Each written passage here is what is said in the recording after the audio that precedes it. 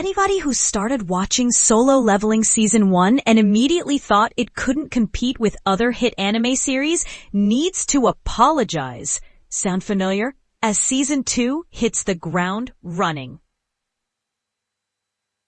Over the last year, the anime has absolutely wiped the floor with its competition thanks to its simplistic yet intense leveling up storyline.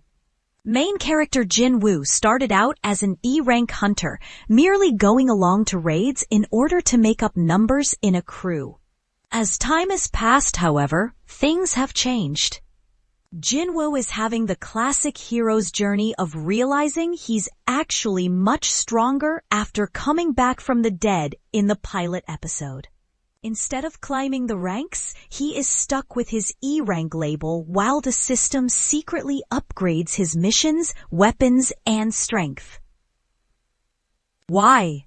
It's a mystery. Even if you're not keeping up with the monster madness happening on screen, you'll be able to tell Jinwoo is changing quite easily.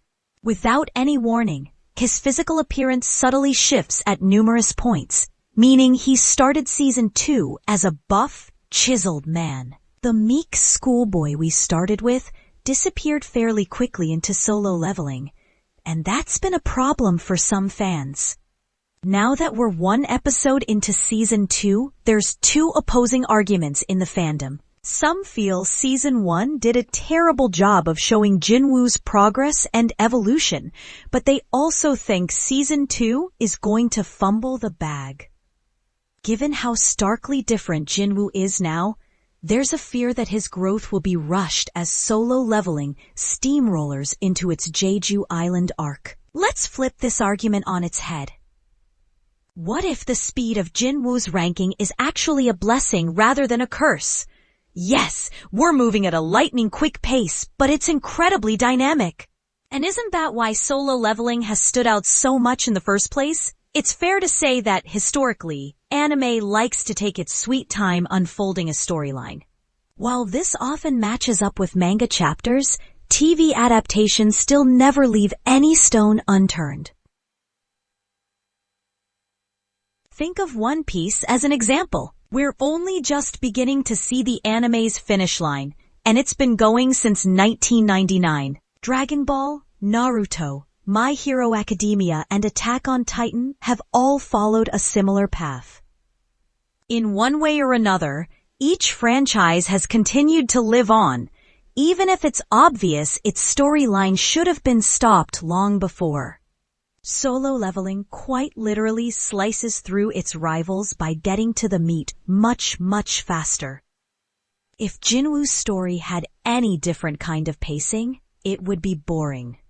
Taking away all the excitement of the leveling up, the battles, and new achievements he can unlock, Solo Leveling is just like any other run-of-the-mill anime being released these days.